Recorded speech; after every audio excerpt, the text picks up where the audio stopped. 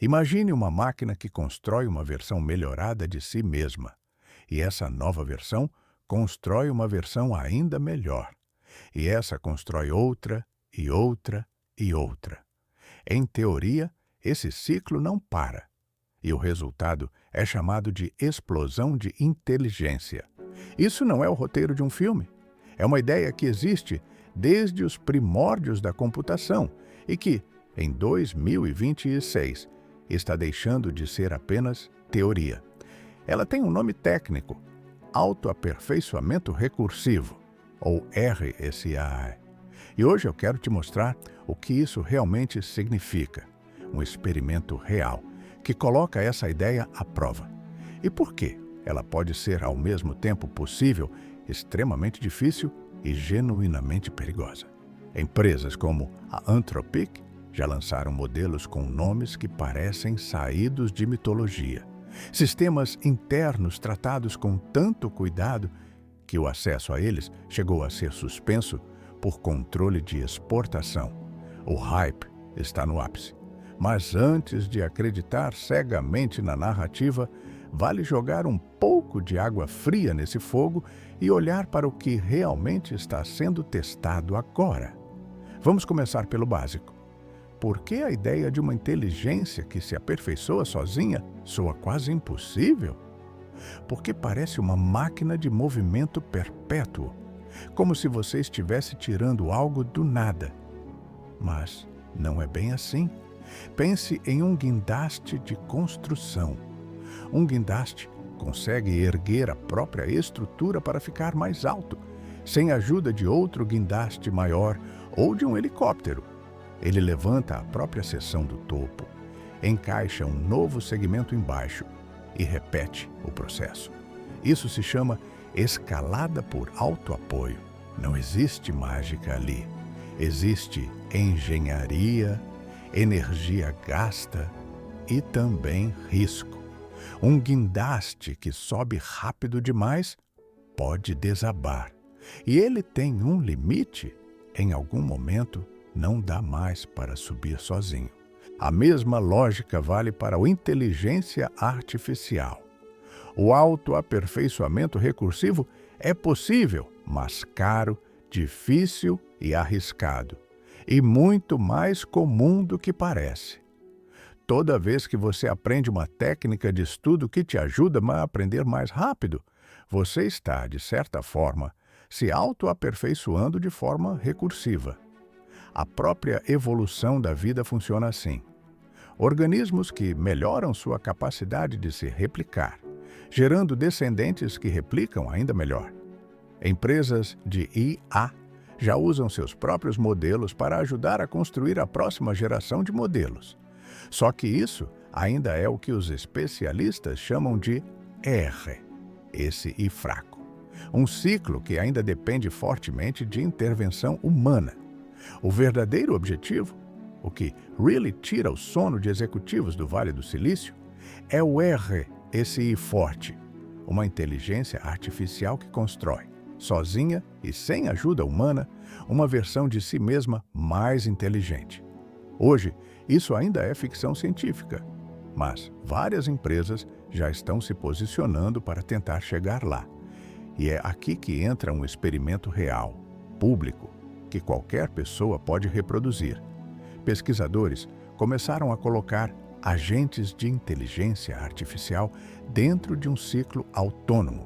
O agente propõe uma ideia, escreve o código, treina um modelo, avalia o resultado, registra tudo e recomeça, sozinho, hora após hora, sem intervenção humana em cada etapa. Uma versão desse experimento usou um problema clássico de aprendizado de máquina: ensinar uma rede neural a reconstruir um fractal infinitamente complexo, o conjunto de Mandelbrot. É um problema perfeito para testar isso, porque por mais que você treine, sempre existe mais detalhe para capturar. É um alvo que nunca se esgota. O agente de IA foi liberado para rodar por horas seguidas, testando abordagens diferentes, sem um humano aprovando cada mudança. Ele encontrou uma solução chamada Hash Grid, uma técnica já conhecida na literatura, mas conseguiu otimizá-la de um jeito que superou a melhor solução humana anterior, capturando um nível de detalhe impressionante no fractal.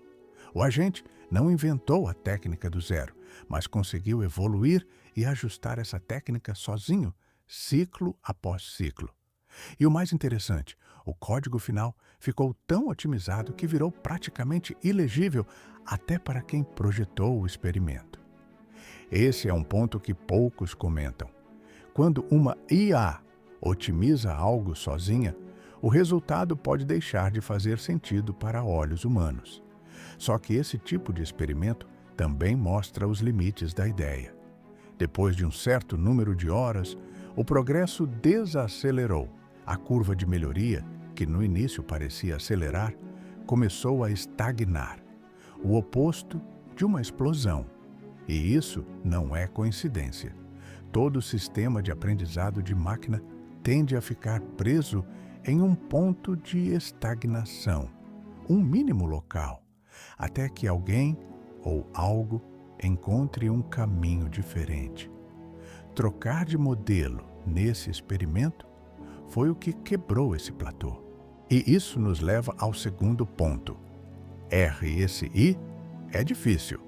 Uma explosão de inteligência descontrolada esbarra em gargalos reais. Humanos ainda constroem os data centers, ainda fornecem energia elétrica e, principalmente, ainda fornecem os dados que alimentam esses sistemas. Dado de qualidade importa mais do que algoritmo. E dado, energia e hardware são recursos que levam tempo para escalar. Não é algo que se resolve da noite para o dia só porque a inteligência aumentou. Existe ainda um problema mais filosófico. Aperfeiçoar para quê? Qual é a métrica certa de inteligência? Se você otimiza para um teste, o sistema aprende a jogar aquele teste, não necessariamente a ficar mais inteligente de verdade. E toda métrica, por melhor que seja, tende a saturar. Em algum momento, você precisa inventar um teste novo, porque o antigo já foi dominado. E chegamos ao terceiro ponto, o mais desconfortável. RSI é perigoso. Quando você libera um agente de IA para agir por longos períodos, sem supervisão constante, você abre espaço para comportamentos inesperados, desde pequenos erros até decisões que ninguém previu. Existe também o incentivo de burlar a métrica. Um sistema avaliado por uma pontuação pode, em teoria, encontrar um jeito de manipular essa pontuação em vez de resolver o problema de verdade. Mas o risco mais profundo é outro. Em teoria da segurança de IA, existe o conceito de objetivos instrumentais, metas que emergem naturalmente a caminho de um objetivo maior. Uma delas é a autopreservação. E existe uma ainda mais perigosa, a autorreplicação. Um sistema que existe para construir versões melhoradas de si mesmo está, por definição, se autorreplicando. E sempre que a autorreplicação aparece em um sistema, ela tende a dominar tudo o mais. Porque replicadores que priorizam a própria replicação à custa de qualquer outro objetivo tendem a se espalhar mais rápido do que os que não priorizam. O exemplo mais claro disso, na natureza, é o câncer. Uma célula normal trabalha para o bem do organismo inteiro, mas quando uma célula sofre uma mutação que a faz priorizar sua própria replicação acima de tudo, ela se torna uma célula cancerígena e o organismo inteiro paga o preço. Uma inteligência artificial que se autoaperfeiçoa e se autorreplica, sem limites claros, corre o risco de seguir a mesma lógica, sobrepor seu objetivo original pela simples continuidade de se replicar. Por isso, quem estuda o tema com seriedade defende algo simples. Qualquer experimento de RSI em larga escala precisa estar isolado, sem acesso à internet e sob supervisão constante de humanos, porque o objetivo final não pode nunca sair das mãos de quem programou o sistema. Vale lembrar do custo real disso tudo. Rodar um experimento desse tipo, por poucas horas, usando os modelos mais avançados disponíveis, já custou centenas de dólares em processamento. E isso para resolver um problema relativamente pequeno, comparado ao que seria necessário para reconstruir um modelo de linguagem inteiro. Ou seja, hoje, o autoaperfeiçoamento recursivo em escala real ainda esbarra em um limite bem prático: o preço. Então, no fim das contas, o que fica? O autoaperfeiçoamento recursivo é real, é possível e já está sendo testado, hoje, em experimentos abertos, que qualquer pessoa com acesso a esses modelos pode reproduzir. Mas ele ainda está longe de ser uma explosão descontrolada. É mais parecido com aquele guindaste. Sobe, mas com limites, com custo e com risco real de desabar se ninguém estiver de olho. A pergunta que fica não é se isso vai acontecer, é quando, sob que controle e nas mãos de quem. E é exatamente esse tipo de assunto que eu vou continuar trazendo aqui no canal. O que está sendo construído agora, por trás do hype, com os pés no chão. Se esse tema te interessa, deixa o like, comenta o que você acha que vem primeiro, a explosão de inteligência ou o colapso do próprio sistema, e se inscreve no canal para acompanhar as próximas análises.